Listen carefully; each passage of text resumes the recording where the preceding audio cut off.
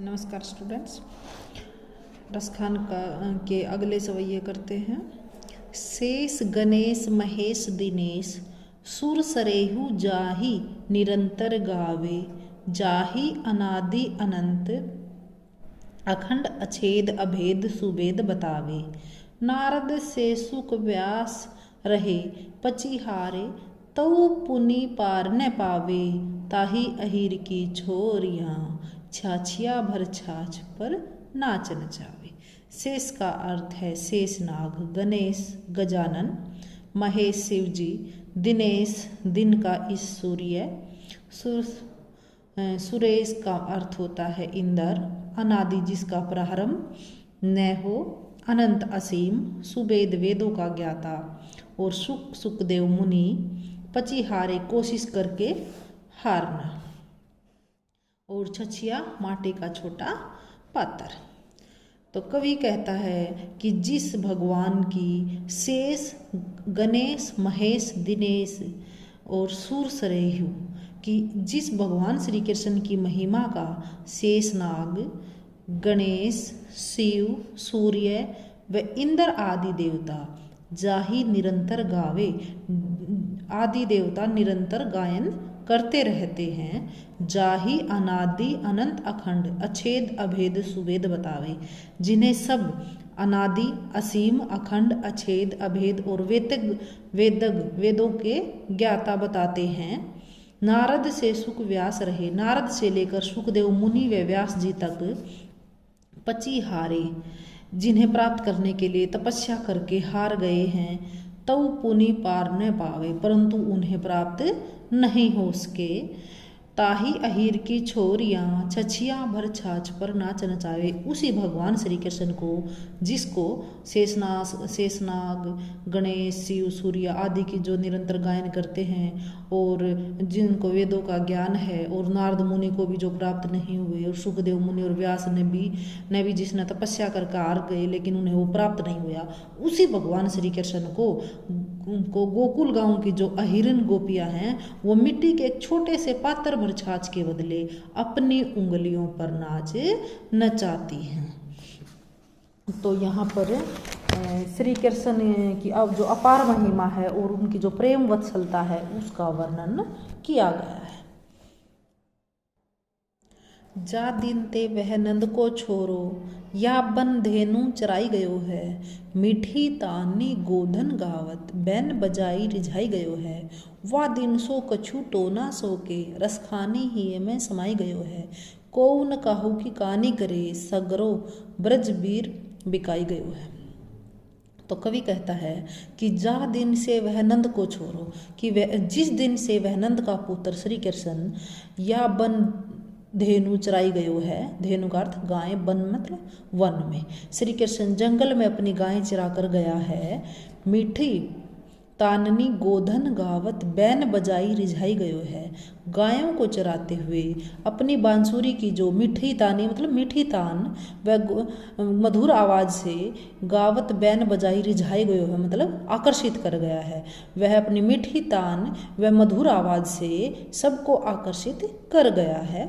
वा दिन सो कुछ टोना सो के, रसखानी ही में समाये गए हैं। रसखान जी कहते हैं कि उसी दिन से, वा दिन का अर्थ होता है उस दिन से, सो कुछ टोना के रसखानी ही में समा गयो है, कि उस दिन से वह सबके हृदयों पर अपनी मधुर आवाज को सभी के हृदय में समा कर चला गया है। को न काहू की कानी करे, और अब कोई भी किसी की लज्जा नहीं करता। कानी का अर्थ है लज्जा या शर्म नहीं करता। सगरो ब्रजबीर बिकाई गयो है, लगता है कि सारा ब्रजमंडल ही श्री कृष्ण के हाथों बिक गया है। कहने का भाव है कि श्री कृष्ण ने अपनी बांसुरी की मधुर आवाज़ से समस्त ब्रजमंडल को मोहित कर लिया है। श्री कृष्ण की मुरली की मधुर आवाज़ के प्रभाव का यहाँ पर चित्रण किया गया है।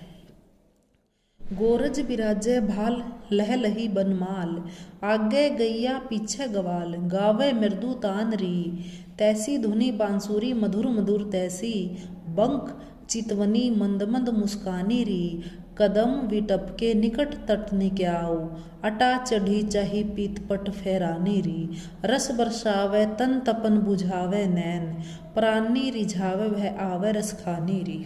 तो कवि कहता है कि श्री कृष्ण के माथे पर तिलक सुशोभित हो रहा है। गोरज विराजे भाल लह लही बनमाल, कि श्री कृष्ण के जो गोरज का अर्थ है तिलक और विराजे का अर्थ है कि विराजमान है, भाल मतलब माथा, लह लही बनमाल।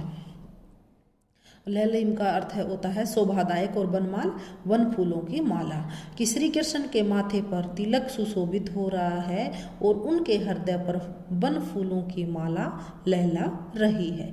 आगे गैया पाछे गवाल ताव गावे मृदु तानरी, वे गवालों के संग गाय चराने जा रहे हैं और उनके आगे गायें हैं और पीछे गवाल बाल हैं। तैसी धुनी बांसुरी मधुर मधुर तैसी, और जो मधुर धुन में गाते हुए चल रहे हैं और उनका गान इतना मधुर है कि श्री कृष्ण की मुरली का जितना कि श्री कृष्ण की मुरली का स्वर मधुर है।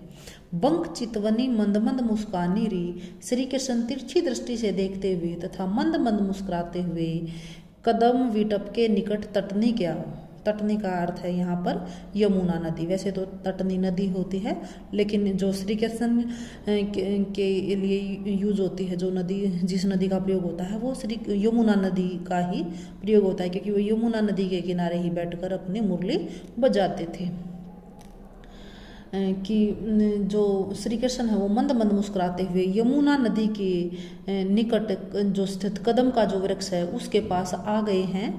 अटा चढ़ी ताही पीतपट फहरानी रही, किसी ऊंचे स्थान पर चढ़कर अपने पीले वस्त्र फहरा रहे हैं। रस बरसावे तन तपन बुझावे नैन, और रस खान जी कहते हैं कि आते हुए श्री कृष्ण की रूप माधुरी और अदाएं हैं वो आनंद की वर्षा, रस बरसा रही हैं या आनंद की वर्षा कर रही हैं। प्राणी रिझावे वह आवे रस खानी री, शरीर के कष्ट मिटा रही है और आँखों की प्यास बुझा रही है और प्राणों को आकर्षित कर रही है।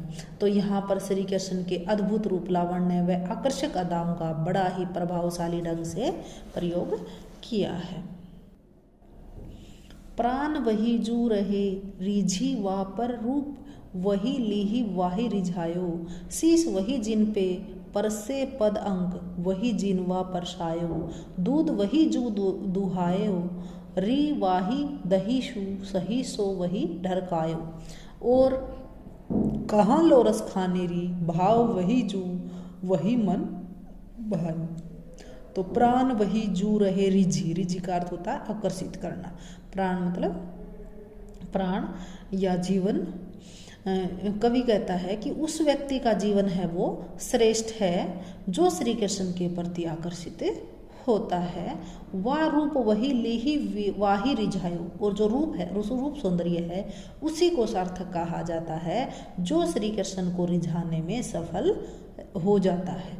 शीश वही जिन वे परसे पद अंक वही जिनवा परसायो, शीश का मतलब सिर, और उसी सिर को उत्तम कहा जा सकता है कि वे परसे पद के जो श्री कृष्ण के चरणों का स्पर्श करता हो या श्री कृष्ण के चरणों में पड़ा रहता हो। और अंक वही जिनवा परसायो,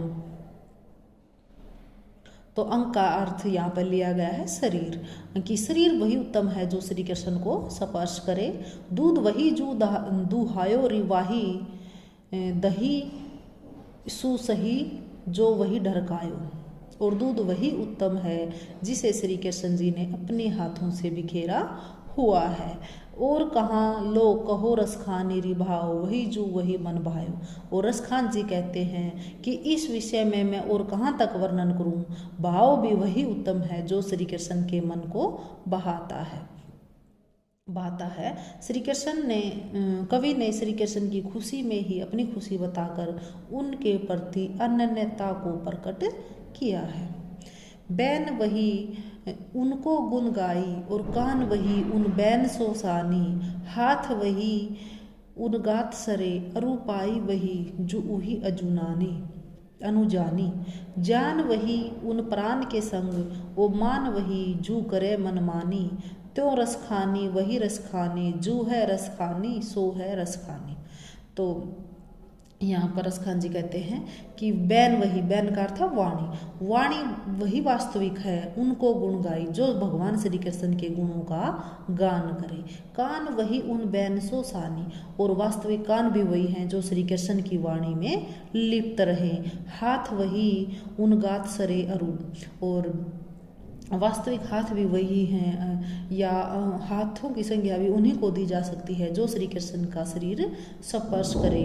अरूपाई वही जो ही अजुनानी, और जो पैर हैं पैर भी वही वास्तविक हैं जो अजुनानी का अर्थ होता है अनुगमन करे या पीछे पीछे चले, जो श्री कृष्ण के पीछे पीछे चले।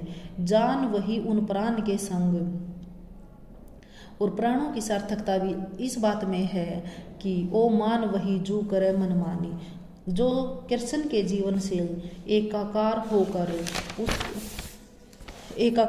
होकर उसी का पालन करे और उसी की बात को माने। त्यों रस खानी वही रस खानी, जू है रस खानी सो है रस खानी।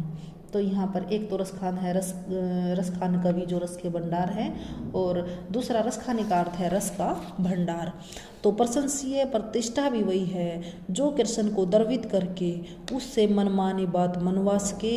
ठीक इसी प्रकार रसखान कवि कहते हैं कि रस की खान वही कृष्ण है जो वास्तव में आनंद की खान होता है, वही रस की खान कहलाता है। तो यहाँ पर श्री कृष्ण के प्रति रसखान की अनन्य श्रद्धा भक्ति का सुंदर परिचय कवि ने दिया है। और जो यहाँ पर गुण रसखान जी ने प्रयोग किया है वो माधुर्य गुण का प्रयोग किया है। अलंकार हैं जो अनुप्रास, उल्लेख और यमक अलंकारों का प्रयोग किया है। शैली वर्णनात्मक और बिंब दर्शय बिंब, और जो छंद है इसमें सवैया छंद का कवि ने यहाँ पर प्रयोग किया है। धन्यवाद।